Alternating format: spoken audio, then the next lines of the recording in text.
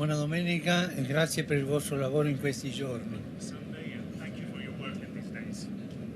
Questo è stato un viaggio ecumenico con i miei due fratelli e per questo io ho voluto che la conferenza stampa fossero anche due.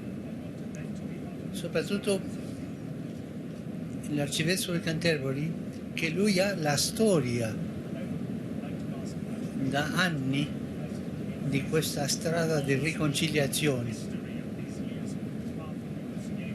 Lui ha lavorato tanto prima di me in questo, per questo ho voluto che ambedue ci fossero. Grazie e poi ci sentiamo.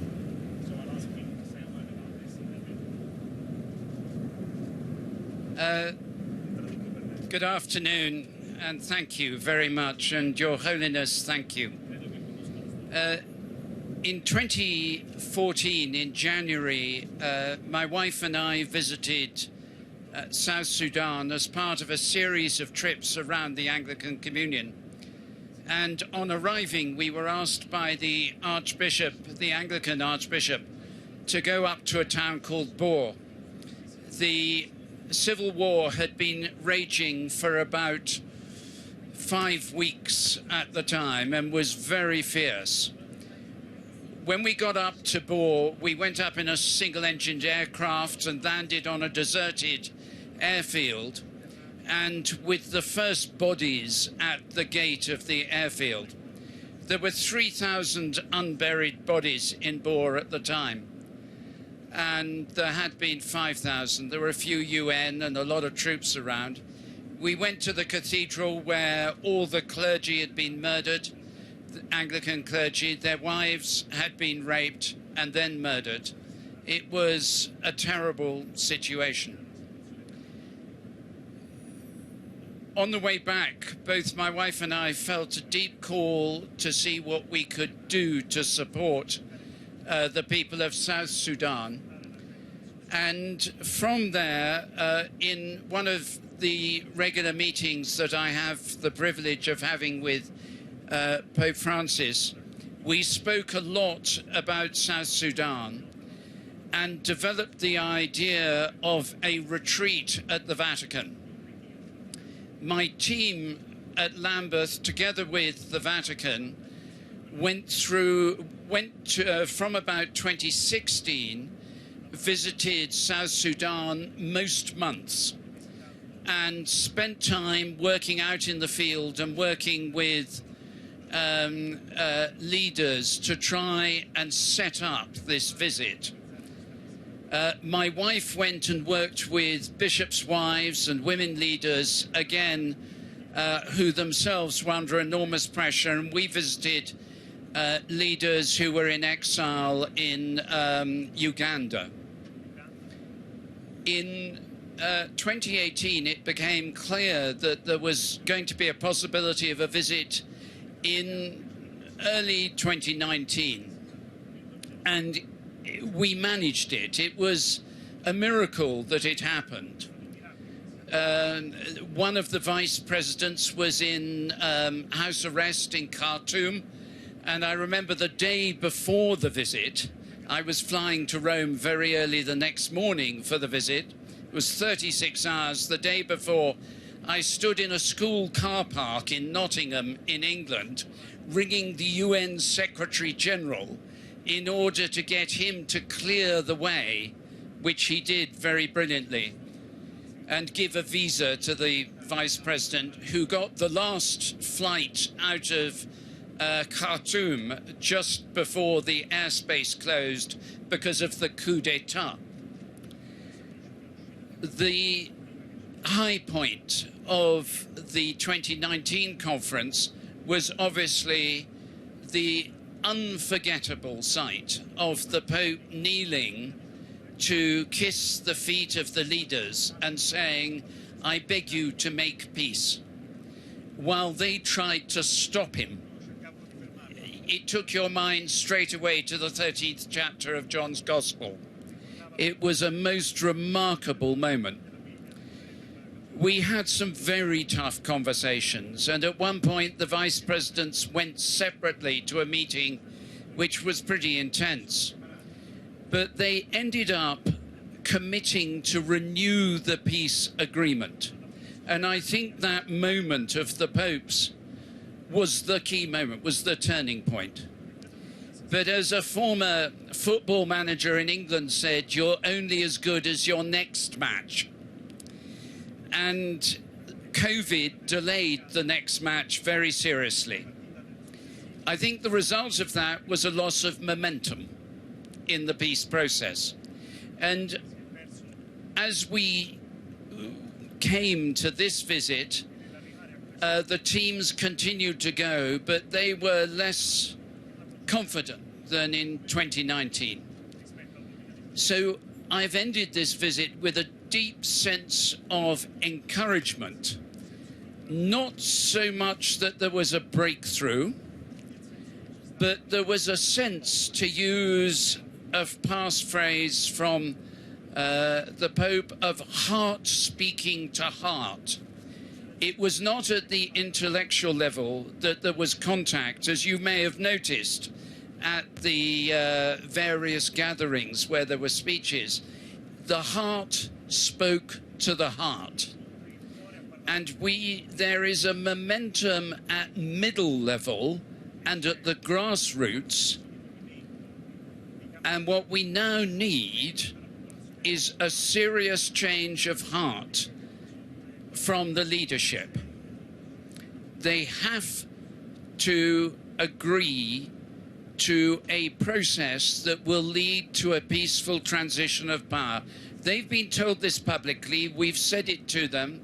There has to be an end to corruption and gun smuggling and the amassing of huge quantities of weapons.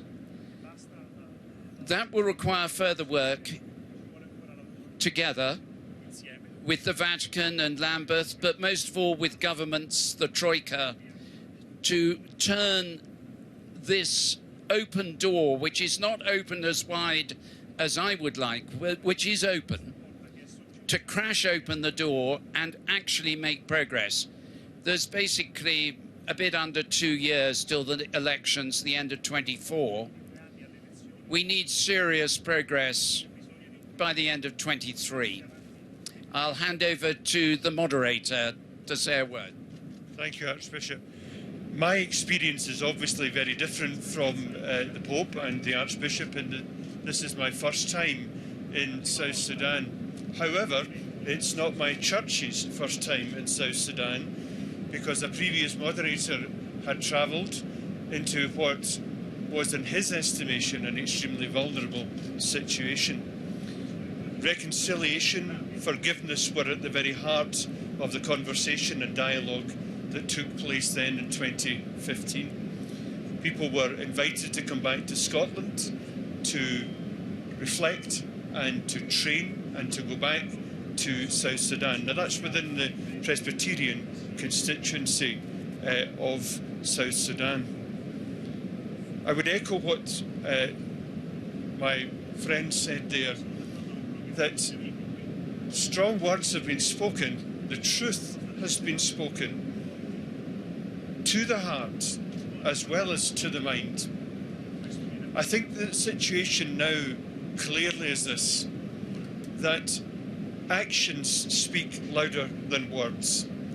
We were invited by the government and the churches to go there, as a friend would invite you to come into their room, into their house, and that invitation was one where we were asked to help in whatever way we could to make a difference in that situation, to meet with our partners, to try in whatever way we could to speak to those in power. That's been done. Now it's up to those who can make a difference to start the process urgently, and that's what was asked for by us in this visit.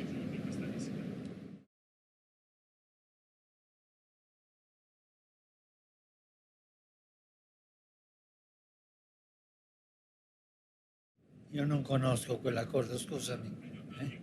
Forse c'è il segretario di Stato qui, può dare un'opinione. So che negli ultimi tempi c'era in cammino un accordo tra la Santa Sede e la Repubblica del Congo, ma non lo conosco, non posso risponderti di questo. Neppure conosco la differenza di questo nuovo che è in cammino con l'altro. Queste cose la fa la Segreteria di Stato, il Segretario di Stato, anche più vicinamente Monsignor Gallagher, che è qui, no? E la parte politica dei rapporti con gli Stati, la Santa Sede, e loro sono bravi in fare degli accordi per il bene di tutti, no? E io ho visto lì nel Congo tanta voglia di andare avanti, tanta cultura. Ho avuto prima di arrivare qui, alcuni mesi fa, un incontro via Zoom con universitari africani e alcuni erano del Congo, intelligentissimi. Ma voi avete gente di un'intelligenza superiore, intelligentissimi. Questa è una delle vostre ricchezze, i giovani intelligenti. E si deve appoggiare questi giovani perché studino e vadano avanti e si deve fare posto a loro, non chiudere le porte, no? E voi avete tante ricchezze naturali che attirano gente che viene, scusatemi la parola, a sfruttare il Congo. C'è questa idea, l'ha detto prima, io l'ho detto, Africa va sfruttata, l'Africa è per sfruttarla. Qualcuno dice, non so se è vero, che le paesi che avevano colonie hanno dato l'indipendenza, ma del pavimento in su, sotto non hanno indipendenza, vengono a cercare minerali, non so se è vero, si dice così, no? Ma l'idea che Africa è per sfruttare dobbiamo toglierla. Africa ha la propria dignità e il Congo in questo altissimo livello. E parlando di sfruttamento, mi colpisce da dolore il problema dell'Est, che è un problema di guerra e di sfruttamento. E nel Congo io ho potuto avere una riunione con vittime di quella guerra, terribile, feriti, amputati, tanto dolore, tutto per prendere le ricchezze. No? E non va. Ma tornando alla tua domanda del Congo, il Congo ha tante possibilità. I don't know the west of Congo so well. My wife has been there again working with women in conflict, but I've done a lot of traveling in the east, the last time in 2018, just before COVID. And I want to agree wholeheartedly with what His Holiness has said. We need to be clear. Congo is not the playground of the great powers or for the piracy of the small mining companies. The companies there act irresponsibly with artisanal mining, kidnap, the use of child soldiers, rape on a huge scale, and they simply pillage the country. That country should be one of the richest on the face of the planet, one of the biggest grantors of aid to the rest of Africa. It has been tortured. It was given political independence technically, but no economic independence. And all the experience of the East, I was last there during Ebola, right in the middle of the militia area, and we were training pastors in how to work with Ebola of all kinds. The churches are doing extraordinary work. They're the only functional group, particularly, Father, the Roman Catholic Church does wonderful work.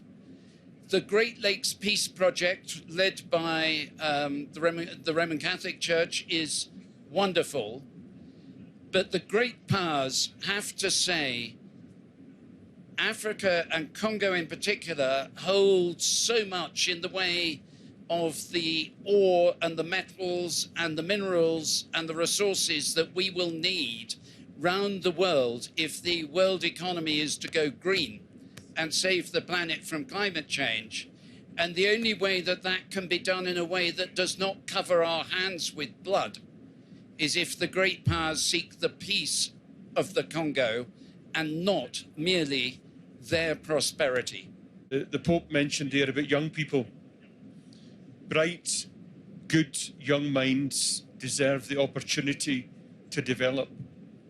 Now, from my own experience in other parts of the world, bright young female minds deserve the right to the same opportunities exactly as any others in whatever country, but especially in the developing countries. And that would be my plea, that the rights of women, and young women in particular, have to be recognised as paramount.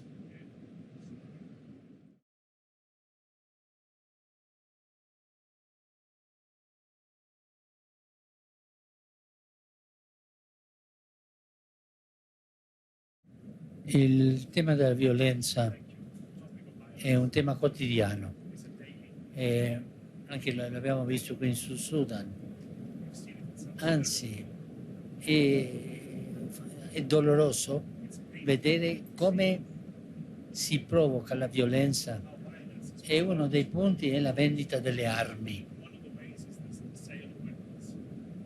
L'arcivescovo Welby ha detto qualcosa su questo. La vendita delle armi. Oggi credo che nel mondo questa sia la peste più grande, la vendita delle armi. Qualcuno mi diceva, capisce, che con un anno che non si vendessero le armi finirebbe la fame nel mondo. Non so se è vero o no, ma oggi al top è la vendita delle armi. E non solo fra le grandi potenze, anche questa povera gente che con questo li seminano la guerra dentro. È crudele. Le dicono vai alla guerra e danno le armi, perché dietro ci sono degli interessi, soprattutto interessi economici, per sfruttare la terra, sfruttare i minerali, sfruttare le ricchezze, no? È vero che il tribalismo in Africa non aiuta. Questo non so bene com'è in Sud Sudan, ma credo che c'è anche. E ci vuole un dialogo fra le diverse tribù. Io ricordo quando sono stato in Kenya, nell'estadio pieno, tutti sono alzati a dire no al tribalismo, no al tribalismo. Ma è vero che ha la propria storia, che hanno inimicizie vecchie o culture diverse, ma anche è vero che si provoca la lotta fra le tribù con le vendite delle armi e poi si sfrutta la terra di ambedue le tribù. Questo è diabolico, non mi viene un'altra parola. Questo è distruggere il creato, distruggere le persone, distruggere la società. E quando tu vedi, non so se in Sud Sudan succede, ma in alcuni paesi si succede che i ragazzini sono portati per fare la milizia e lottare poi da ragazzini. Questo è molto doloroso. Riassunto, credo che il problema più grave è l'ansia di prendere le ricchezze di quel paese, coltan, litio e tutte queste cose, e tramite la guerra, per la quale vendono le armi, e sfruttano anche i bambini.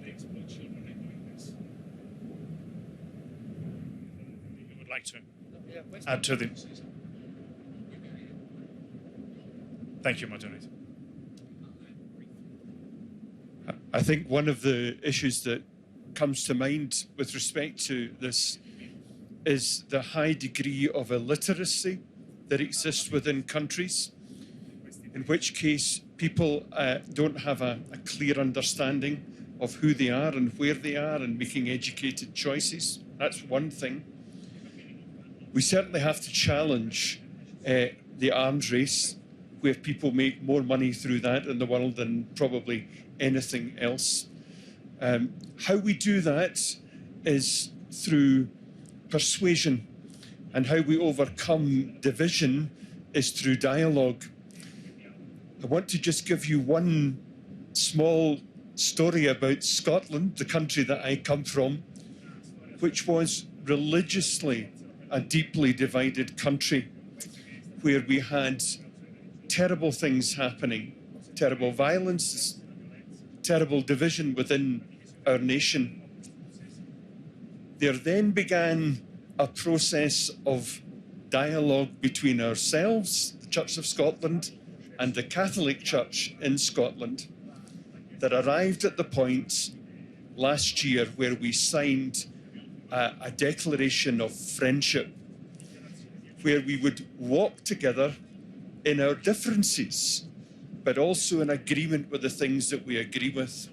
And it's only when you can get to that stage of dialogue and encounter with the other person that you start to bring down those walls. And that's what we've noticed in Scotland, in what, when I was young, was a deeply divided country, and is changing. And education, too, helps to do that. It's not it's not the UN or other things. It is and. It's always and rather than or. What the churches bring is not only functional networks where they're almost uncorrupt, and so when you put aid in, it gets to the people on the ground, and they're networks that cross the fighting lines and all the rest of it. On Saturday, our Archbishop in Kajukeji buried 20 people. He went straight down there. He was back Saturday evening. He had made a big difference. It's the change of heart, and that's the point of this visit. 130 years ago, 100 years ago, the Nua and the Dinka were constantly at war. It was a vendetta culture. The Nua in particular were at war with clans among themselves as well, cattle raiding. The action, the difference was not made by the colonial government. It was made by the churches and the change of heart as people received faith in Christ and realized there was a new way to live.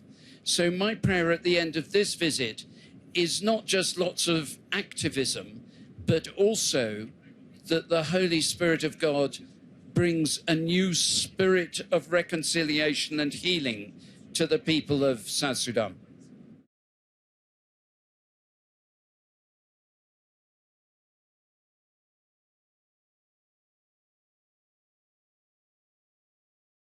Io sono aperto a incontrare ambi i presidenti, quello dell'Ucraina e quello della Russia. Sono aperto per l'incontro. Se io non sono andato a Kiev è perché non era possibile nel momento andare a Mosca, ma ero in dialogo. Anzi, il secondo giorno della guerra sono andato all'ambasciata russa a dire che io volevo andare a Mosca a parlare con Putin. a patto che ci fosse una piccola finestrina per negoziare. Poi il ministro Lavrov mi ha risposto bene, che sì, ma valutava bene questo, ma vediamo più avanti. Quel gesto è un gesto che ho pensato, che lo faccio per due, ma quel gesto dell'incontro del 19 non so come è successo, non è stato pensato, e le cose che non sono state pensate tu non puoi ripeterla. È lo spirito che ti butta lì, no? Non si può spiegare, appunto. E io anche l'ho dimenticato, è stato un servizio, sono stato strumento di qualche impulso interiore, non una cosa pianificata, no? E oggi siamo, ma non è l'unica guerra. Io vorrei fare giustizia.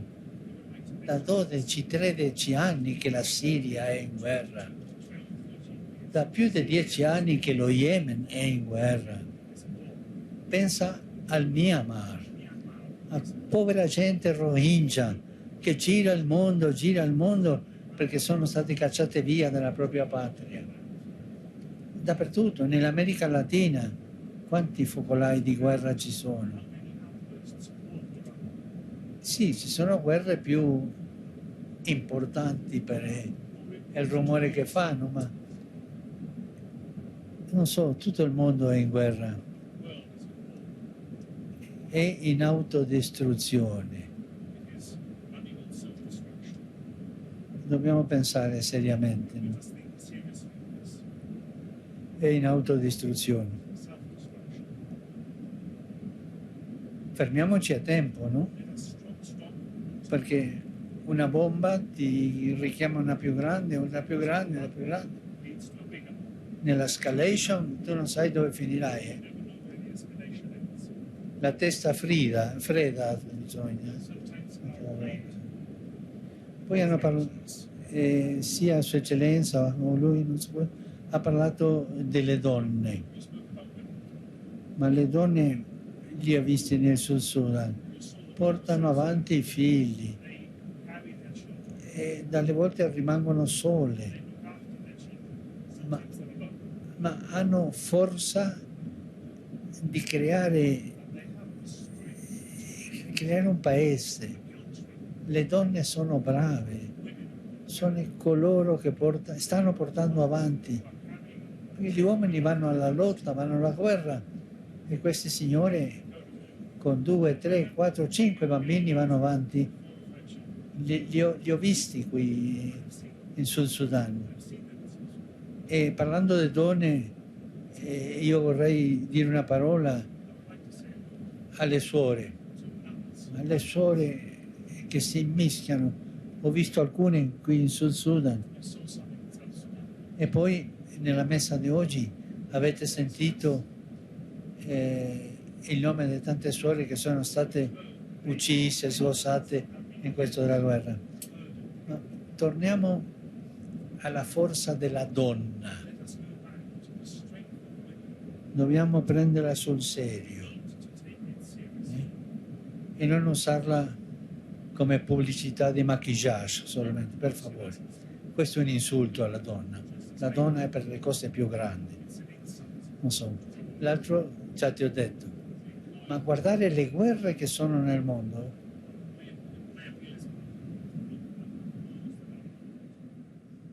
Would you like to add something to that? I talked about Russia and President Putin and Ukraine when I was there at the end of November, early December. I've really nothing to add except to say that an end to this war is within the hands of President Putin. He could end it with withdrawal and ceasefire and then negotiations about long-term settlement, but it can't. It is a terrifying and a terrible war, but I want to agree with Pope Francis. There are many other wars. I talk every few weeks to the head of our church in Myanmar. I talk to church leaders in Nigeria. 40 people killed in fighting in Katsina yesterday. I talk to many around the world. I entirely agree with the Holy Father. And no war ends without the involvement of women and of young people, for exactly the reasons he said.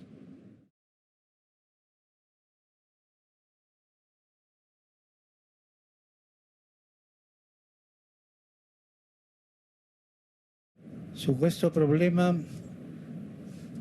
ho parlato in 2 viaggi. Primo dal Brasile. Se una persona di tendenza omosessuale è credente e cerca Dio, chi sono io per giudicarlo? Questo ho detto in quel viaggio. Secondo, tornando dall'Irlanda, che è stato un viaggio un po' problematico perché quel giorno era uscita la lettera di quel ragazzo. Ma lì ho detto chiaramente ai genitori: hanno diritto di rimanere a casa, le persone, i figli che hanno questo orientamento. Voi non potete cacciarli via da casa, hanno diritto su questo. E poi ultimamente ho detto qualcosa, non ricordo bene cosa ho detto nell'intervista della Society Press. La criminalizzazione dell'omosessualità è un problema a non lasciarlo passare. Il calcolo è più o meno che 50 paesi di un modo o dell'altro portano questa criminalizzazione. Alcuni dicono di più, diciamo il meno, 50. E anche alcuni di questi, credo che saranno 10, hanno la pena di morte o aperta o sotto, ma la pena di morte. Questo non è giusto. Le persone di tendenze omosessuali sono figli di Dio. Dio li vuole bene. Dio li accompagna. È vero che alcune sono in questo stato per diverse situazioni non volute, ma condannare una persona così è peccato.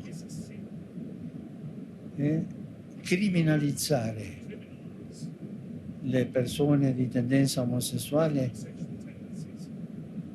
è una ingiustizia. Non sto parlando dei gruppi, delle persone. Possono dire, ma fanno dei gruppi che fanno chiasso, questo è una problema. Le persone, le lobby sono un'altra cosa. Sto parlando delle persone. E credo che nel Catechismo della Chiesa Cattolica dice una frase che non vanno marginalizzati. Credo che la cosa è chiara su questo.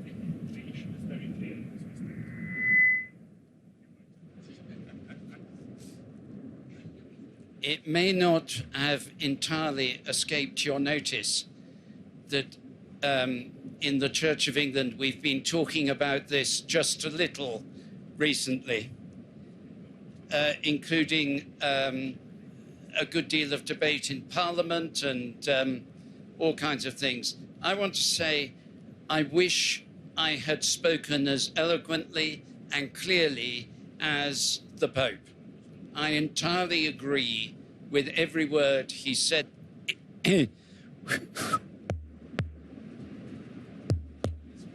Every word, thank you, every word he said there. And the criminalisation, the Church of England, the Anglican Communion has passed resolutions at 2 Lambeth conferences against criminalization, but it has not really changed many people's mind. Over the next 4 days in the General Synod of the Church of England, this is our main topic of discussion, and I shall certainly quote the Holy Father. He said it beautifully and accurately.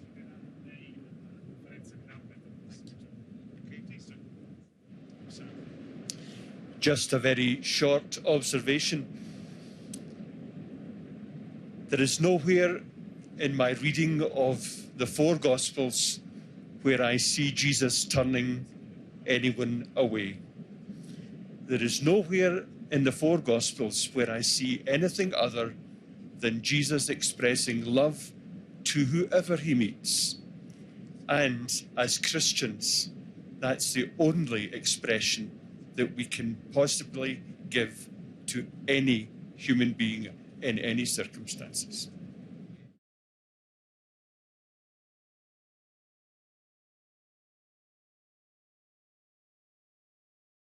Su questo punto io vorrei dire che ho potuto parlare di tutto con Papa Benedetto e cambiare opinioni, e lui sempre era al mio fianco, mi appoggiando, e se aveva qualche difficoltà me la diceva e parlavamo e non c'erano problemi.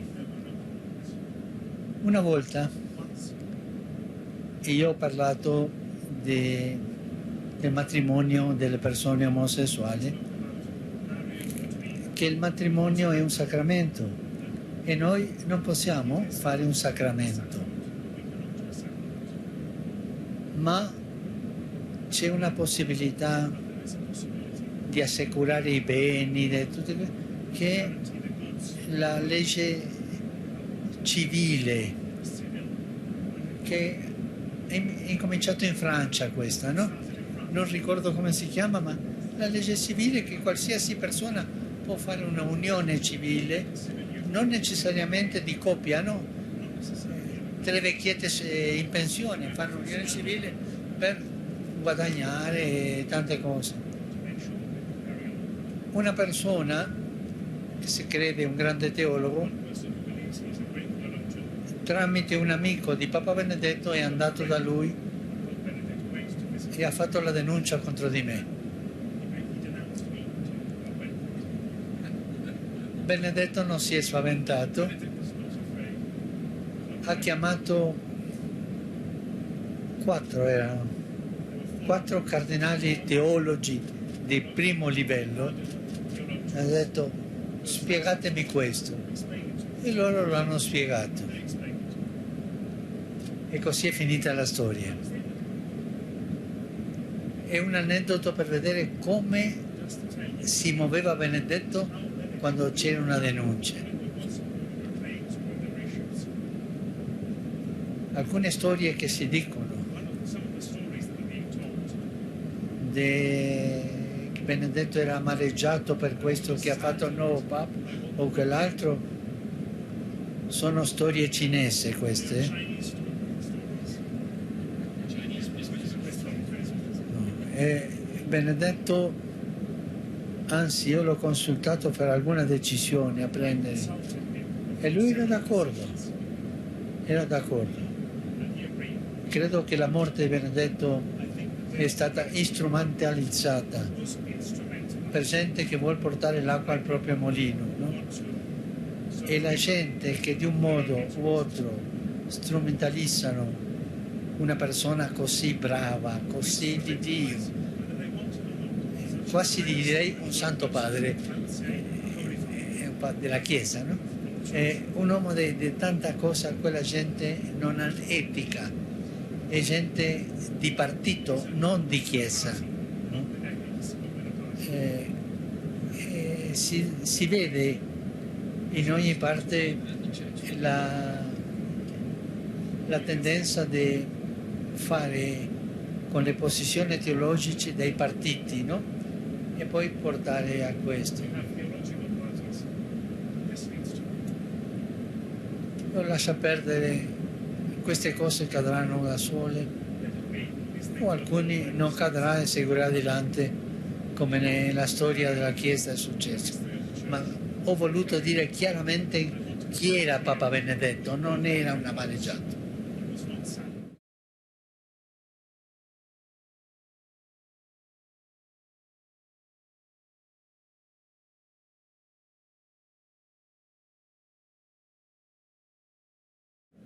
C'è dappertutto la globalizzazione delle differenze, sia nell'interno del paese può darsi diverse persone che hanno dimenticato di guardare i suoi compatrioti, i suoi concittadini e li mettono all'angolo per non pensarci. No? Pensare che le fortune più grandi del mondo sono nelle mani di una minoranza e questa gente non guarda le miserie, il cuore non gli si apre per aiutare questo. Sui viaggi credo che è per l'India il prossimo anno, credo, il 29 settembre vado a Marsiglia e c'è la possibilità che da Marsiglia voli a Mongolia, ma non è chiuso quello, c'è possibile. E poi un altro quest'anno, non ricordo, Aura Miguel mi sta passando. Lisbona l'anno prossimo ma il criterio, io ho scelto di visitare i paesi più piccoli dell'Europa. Dirà, ma è andato a Francia? No, sono andato a Strasburgo, andrò a Marsiglia, non a Francia. I più piccoli per conoscere un po' l'Europa nascosta, l'Europa che ha tanta cultura ma non è in conoscenza di tutto, per accompagnare paesi, per esempio l'Albania, che è stato il primo, che è il paese che ha sofferto la dittatura più crudele della storia. Un po' la scelta mia è questa, no? Cercare di non cadere io nella globalizzazione dell'indifferenza.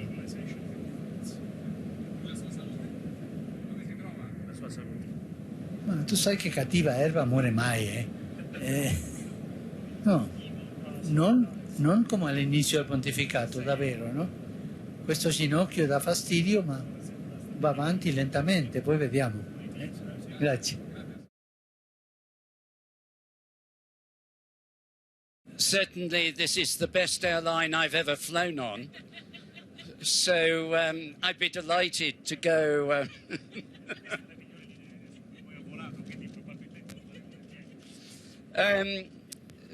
But joking aside, yes, if the Holy Father felt that I added any value, or the Archbishop in the future added any value, that would it is always a huge privilege.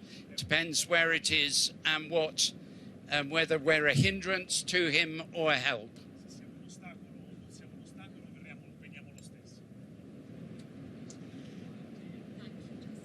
We would certainly be anxious, delighted to do something like this again.